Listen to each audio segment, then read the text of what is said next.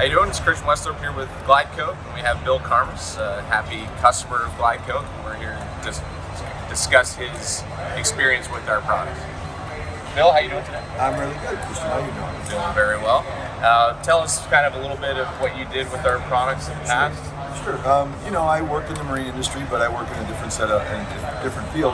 But I run across opportunities to buy boats and put a little sweat equity in and turn them over and have some fun with that. It's kind of my hobby. So the first boat was a 1994 Sea Ray 370, and I picked it up out of West Virginia. It was a pretty abused boat. I mean, especially from the finish. It sat outside, not well taken care of. And that's when I got really introduced to Glidecoat. And I followed the instructions. I used your compound, your polish, and then Glidecoated it myself. And it went from having a finish of satin to being able to see the reflection of the mosquitoes on the side of it when it was sitting there. Consequently, I sold that boat, made a nice profit, and I really owe a lot of that profit to the success I had with your product. It actually brought the boat back to looking like new, and the steps were simple.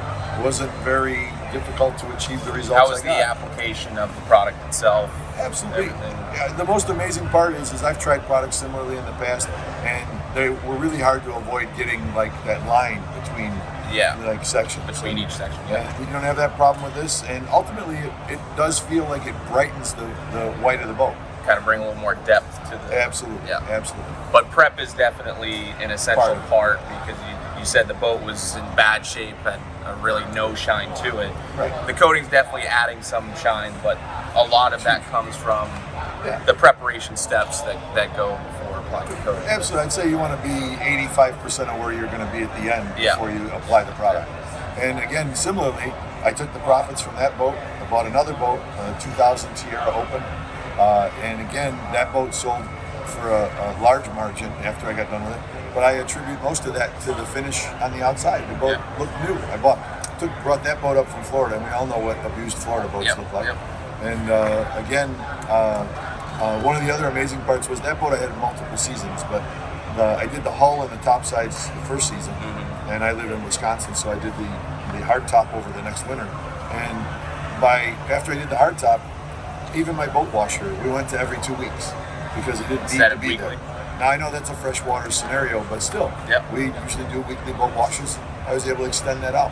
That's perfect. And I'm sure it was probably a lot easier for you to maintain it when you had to. Absolutely. Just washing it. And then...